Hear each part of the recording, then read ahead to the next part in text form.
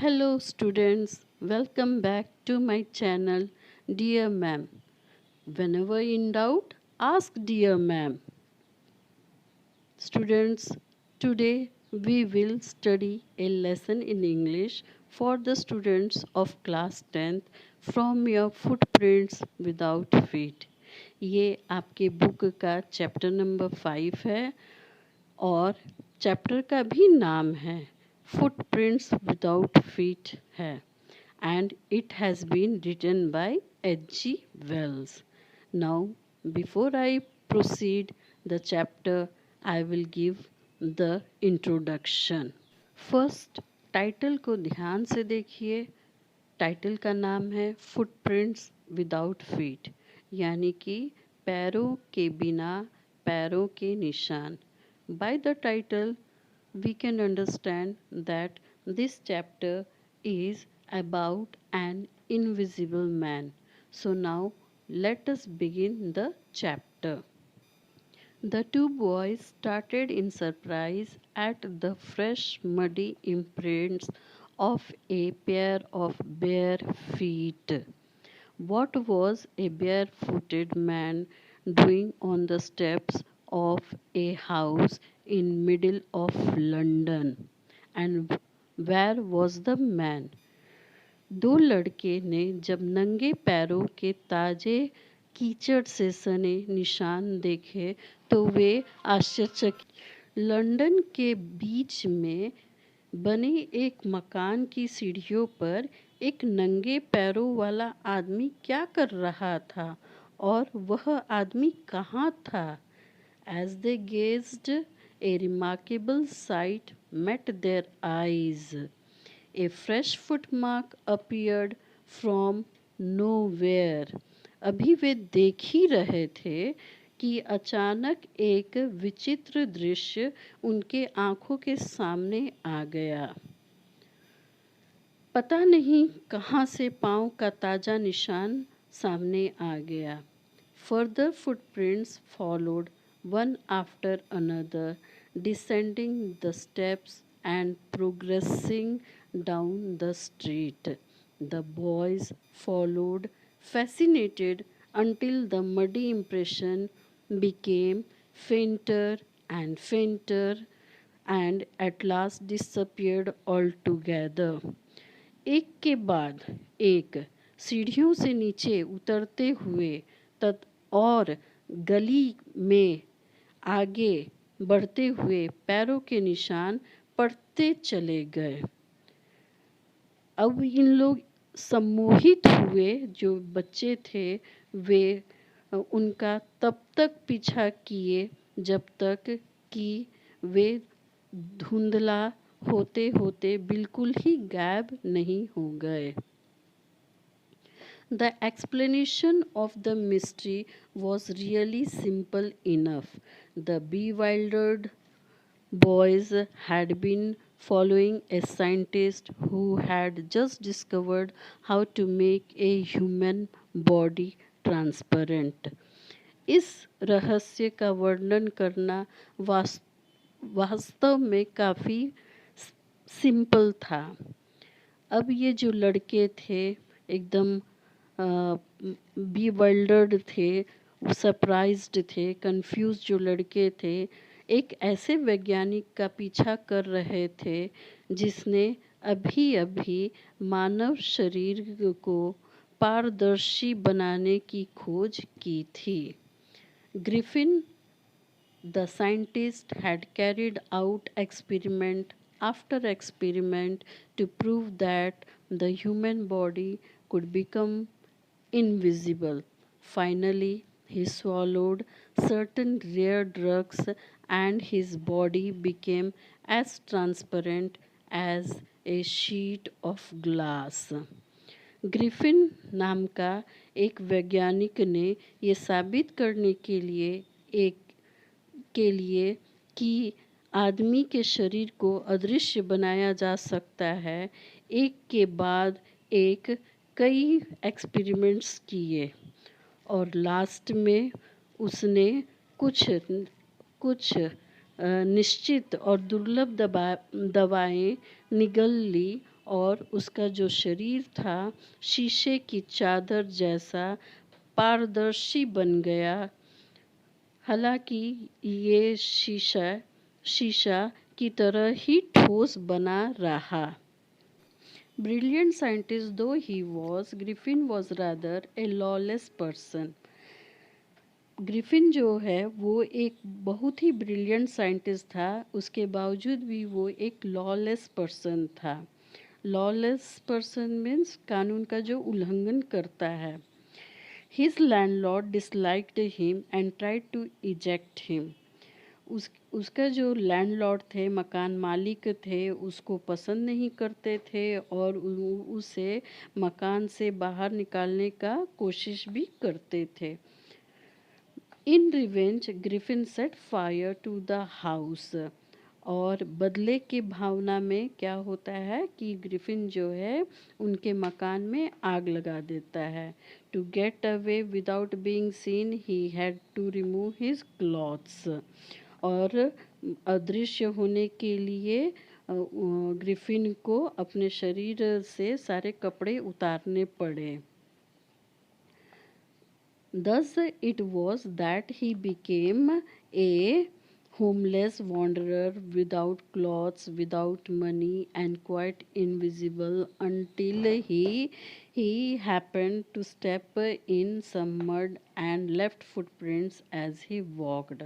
और इस वजह से वो बेघर हो गया और बिना कपड़ा का हो गया, बिना वेल्थ का हो गया और बिल्कुल ही इनविजिबल बन गया था, जब तक कि उसके कदम कीचड़ में नहीं सने और चलते समय उसने अपने कदमों के निशान नहीं छोड़े। और इस समय था कि ये जो दो लड़के थे वो ग्रिफिन को देखे थे।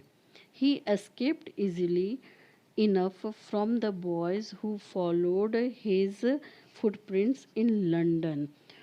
ग्रिफिन है उन लड़कों से बहुत आसानी से पीछा छुड़ा लिया। But his adventures were by no means over. लेकिन अभी उनका जो ग्रिफिन का कारनामा है उसका कोई अंत नहीं था।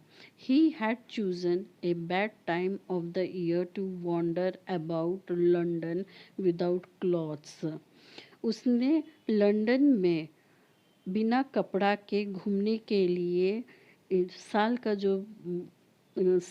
का गलत समय का सिलेक्शन किया था। It was mid winter. क्यों? क्योंकि ये सर्दियों का एकदम बीच का समय था। The air was bitterly cold and he could not do without clothes. और बर्फीली हवाएं थी और बिना कपड़ा के वो बिल्कुल ही हेल्पलेस था। Instead of walking about the street, he decided to slip into a big London stove for warmth. अब गलियों में भटकने के बजाय ग्रिफिन सोचता है कि गर्मी के लिए वो लंदन के एक बड़े स्टोर में घुसने का वो डिसाइड करता है। Closing time arrived, and as soon as the doors were shut, Griffin was able to give himself the pleasure of clothing and feeding himself without regard to expense. दुकान को बंद करने का समय हो गया था और जैसे ही दरवाजे बंद हो गए, ग्रिफिन अब इस लायक हो गया कि वो बगैर पैसा खर्च किए कपड़े पहनने तथा भोजन करने का आनंद उठा सकता था। He broke open boxes and wrappers and fitted himself out with warm clothes. अब ग्रिफिन ने डिब्बे और रैपर खोलकर जो गर्म कपड़े थे वो पहन लिए। Soon, with shoes, an overcoat, and wide-brimmed hat, he became a fully dressed and visible man. और जल्दी ही जूते, एक घुटने तक का कोट, एक चौड़ी पट्टियों वाली हैट यानी कि जो टोपी होता है वो पहनकर वो एकदम पूरी तरीके से कपड़ों से एकदम सजा हुआ और वो दिखाई देने लगा, एक दिखाई देने वाला आदमी बन गया। In the kitchen of the restaurant, he found cold meat and coffee, and he followed up the meal with sweets and wine taken from the grocery store.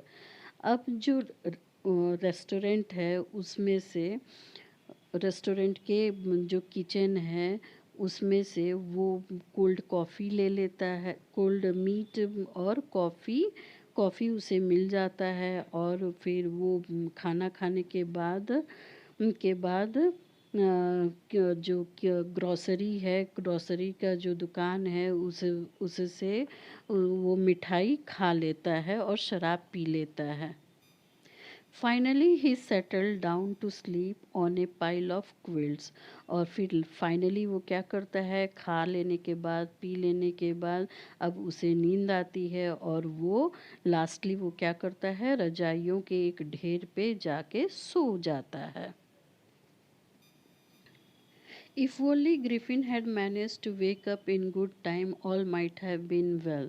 अगर ग्रिफिन सही समय पे मैनेज कर लिया रहता जगने का तो सब चीज़ सही रहता।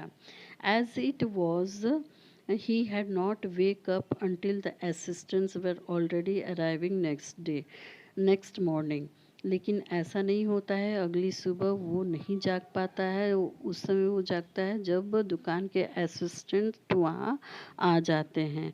When he saw a couple of them approaching, जब वो देखता है कि दुकान का 2 असिस्टेंट है वो उनकी तरफ बढ़ रहा है, he panicked and began to run.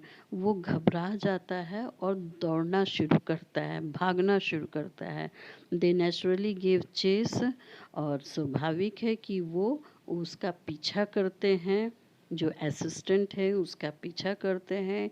In the end he was able to escape only by quickly taking off his newly found clothes. और लास्टली वो उसी समय एस्केप कर पाता है, बच के भाग पाता है जब वो अपना जो न्यू कपड़ा पहना था उस मॉल में से, जब उस स्टोर में से जब वो उतारता है तभी वो बच के वहाँ से निकल पाता है। So once more he found himself invisible but naked in the chill January air. तो एक बार फिर से वो अपने आप को इनविजिबल पाया और नंगे पाया उस सर्द जनवरी हवा में।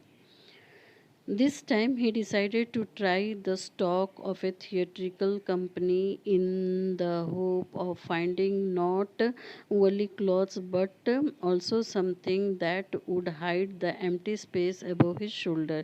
इस बार वो डिसाइड करता है कि वो थिएट्रिकल कंपनी में वो थोड़ा सा वो चेक करेगा और कुछ ऐसा सामान, ऐसे क्लॉथ्स वो इकट्ठा करेगा जो कि ना ही उसके पूरे बॉडी को कवर करे बल्कि जो एम्प्टी स्पेस था अबव द शोल्डर उसको भी वो कवर कर सके।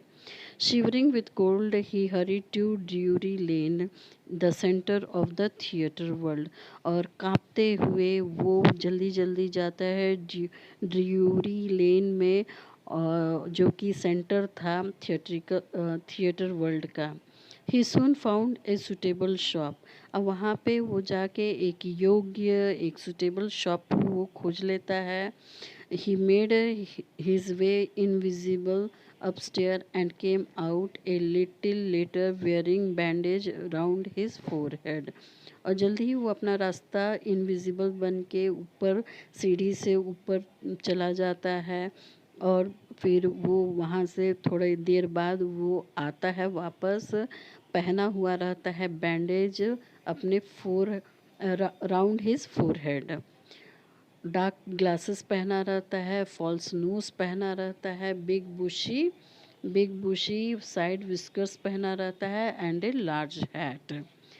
To escape without being seen, और अब बिना देखे बच के निकलने के लिए he callously attacked the shopkeeper from behind.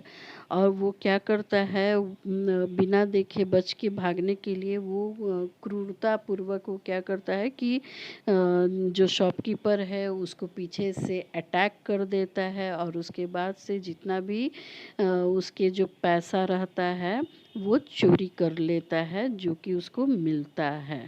So this is the end of the first part of the chapter. Hope you might have understood this chapter. I will be back with the second